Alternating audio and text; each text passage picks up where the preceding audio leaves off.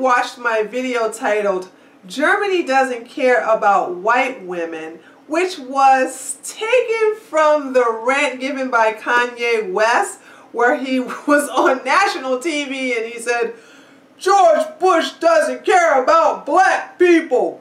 I wonder how many people caught that reference. Anywho, you would know until recently I was living in Germany during the spring, summer, and fall seasons, but I would return back to America during the winter seasons. I absolutely love Germany. I love its culture, I love its language, but most of all, I love the people.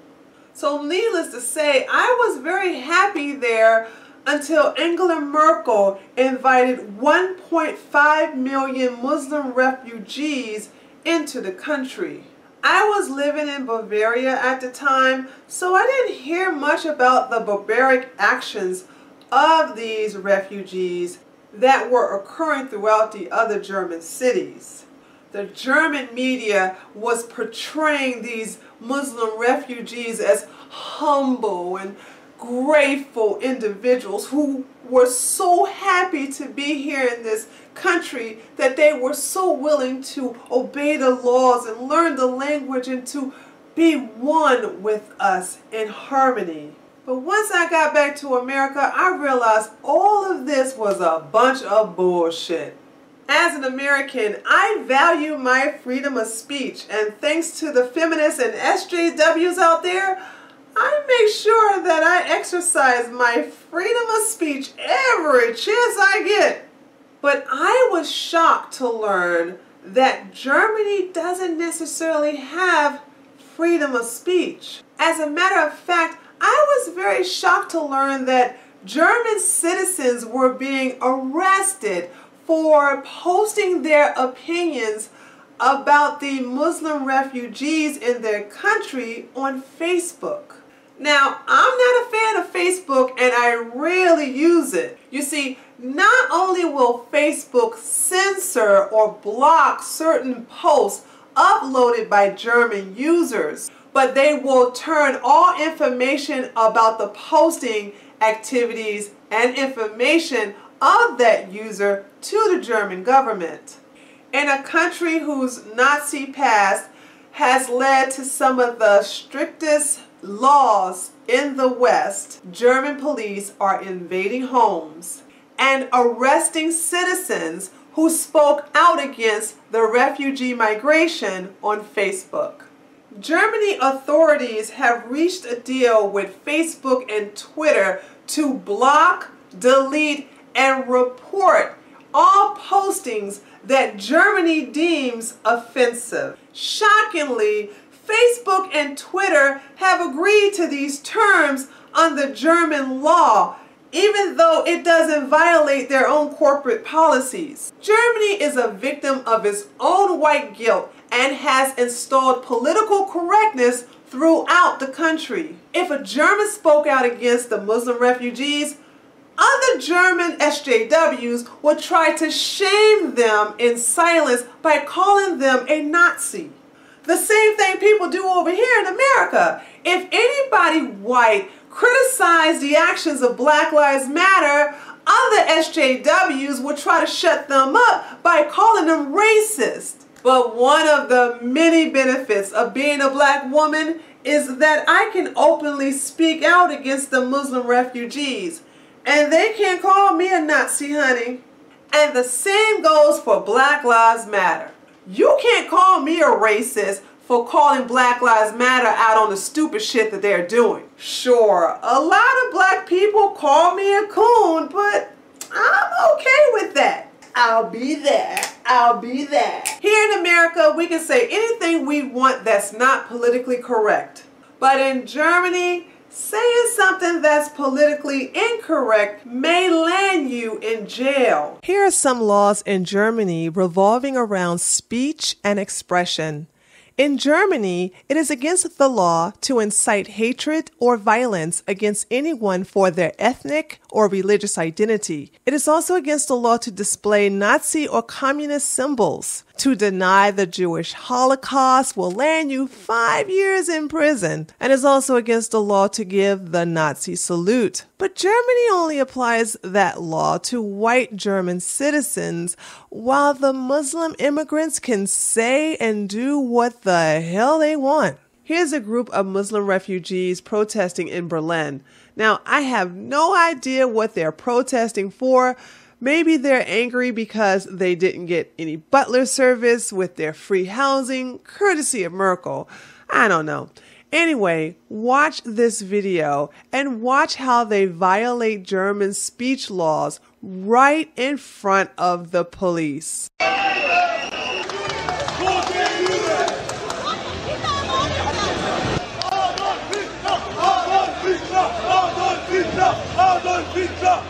Okay, so first they said, Tod von Juden, which is death to Jews. And then they start chanting, Adolf Hitler, Adolf Hitler, Adolf Hitler. Do you think German citizens could get away with this shit? And now we have the Nazi salute. Monkeys see, monkey do. The others join in, giving the Nazi salute. I also want to draw your attention to the two refugees on your left. Notice anything special they're wearing on their heads? Yeah, they're wearing terrorist headscarf. They are wearing terrorist paraphernalia in public, right in front of the German police. They are boldly identifying themselves, telling Germany who they are and what they intend to do to their country. And German law enforcement is doing nothing about it. These Muslim refugees are saying, I'm here to bomb your cities, rape your women, kill your men until we make this country ours. And the German police are like, well, alrighty then. Would you like fries with that? More than 60 people have been arrested in raids across Germany, carried out by the secret thought police, which are considered the modern version of the old East German communist Stasi.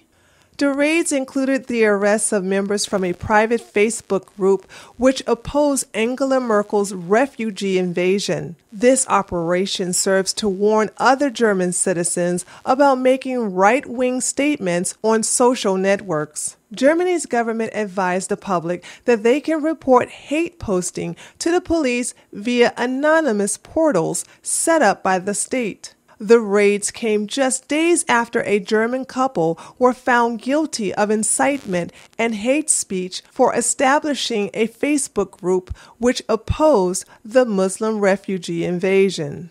About a year ago on Facebook, Paul and his wife Melanie founded a private group called AFB, which was an anti-refugee movement group. Their About page had the following statement: war and economic refugees are flooding our country. They bring terror, fear, and sorrow. They rape our women and put our children at risk. Bring it to an end. In just 2 months, over 900 people joined this group. Soon after, it was reported to Facebook for violating German law. The administration of Facebook investigated the group and found that what they were doing was perfectly legal under German law. So they left the group alone and let it keep going as is. But the German SJWs reported the Facebook group to the police. The German police conducted their own investigation and found the group to be in violation of hate speech. So they sent out a SWAT team to raid the apartment, seize the computers, and arrest the couple. In court, Peter said, "One cannot express the least bit of criticism about refugees without being called a Nazi. All I wanted to do was to create a discussion forum where people could speak their minds about refugees." Peter also told the judge that he would regularly check the Facebook group and would delete any post that was radical against the German government and or the Muslim refugees. This was confirmed by the administrators of Facebook, who validated his actions. And they said they never had to go into this group and delete any posts. But Germany wasn't having none of it. And so in court, he was found guilty and sentenced to 9 months, but that sentence was suspended. But his wife was fined 1,200 euros. And this is what the cuckold judge said. I hope you understand the seriousness of this situation. If you sit in front of me again, you will end up in jail.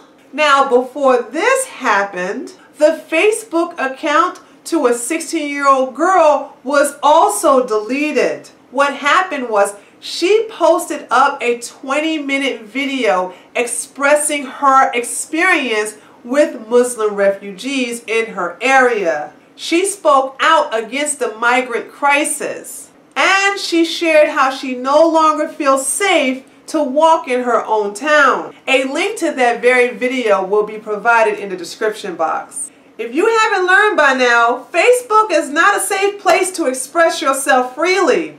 If you are living in Germany, I would suggest you either delete your Facebook account or watch what you say on your Facebook profile or the profile of others on your friends list. They will give all that information to the German government upon their request. Twitter is not too far behind either. I have found that YouTube is the only place so far where the German government can't find your identity so easily, nor could they ask Google to send over your personal information and posting activities. And this is the reason why I'm back in America. When I went back to Berlin this past April to study the Muslim refugees, along with teaching my female friends how to protect themselves against them, I felt betrayed by Germany. Now, what I'm about to say may sound like Germany was my girlfriend and I was her jaded ex-lover. It's going to sound like a good relationship that ended badly, and if you hear that, you would be right. When I was introduced to Germany for the first time back in 2006, I fell in love with her instantly. She was beautiful, clean, open-minded, and fun. Her language was commanding, but it was like music to my ears. I knew right then and there that I wanted to be with her. I wanted to have her in my life, and I was willing to give up all the spoils I was receiving in America in order to make this happen. So in 2010, I moved to Berlin and began building a trusting and loving relationship with Germany. But she wasn't so trusting of me. She put me through a lot. I had to fill out piles and piles of paperwork and prove to immigration that I would be an asset to the country and not a leech on its resources. I also had to prove that I can financially provide for myself by showing 12 months of bank statements. I also had to show that I opened an account in Germany, which was required to have at least 2,000 euros in it. You see, she wanted to make sure that once I got there, that I wouldn't apply for Hartz IV. And Hartz IV is the welfare system for Germany. She also made me get health insurance so that I wouldn't be a drain on her socialist system. I did all of this for her and much, much more. And I stayed faithful and loyal to her for the next 5 years. However, in the end, she betrayed me. She betrayed my friends, and she betrayed those who I consider my family. She opened her legs and allowed all those Muslim refugees to run up inside of her and didn't ask for nothing in return. They raped, cursed, and even robbed her. As if that wasn't enough, They even bombed her. After all of that, she still remained loyal to them. So in June 2016, I signed over my condo to my best friend, transferred 100% of my company to my other best friend, packed my suitcases, and headed back to America, knowing that I was going to expose her on YouTube for the slut that she is. I'm sure the police EI is working hard to find out my identity. And with much diligence, they will eventually discover it. So if I decide to secretly come back to Germany to see my loved ones, there's a strong possibility that I may be arrested. Now granted, while here in America, I am free to speak out against Germany and how they're handling the Muslim refugee crisis. Those are my rights given to me by our Constitution. However, that doesn't mean I won't get arrested for incitement if I try to come back. I want Americans to see what's happening to the countries in Europe right now and learn from their mistakes. Let's unite together and make sure that this doesn't happen to us. I also want Germans to know that I'll be your voice. One of many here in America. Thanks to social platforms like YouTube, we can share the truth with each other without relying on the media.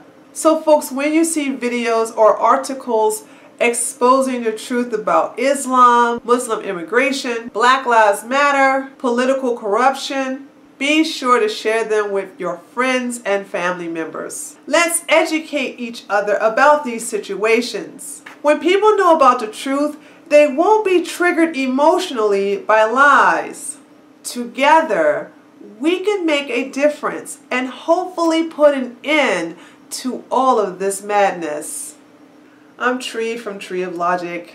Thanks for watching.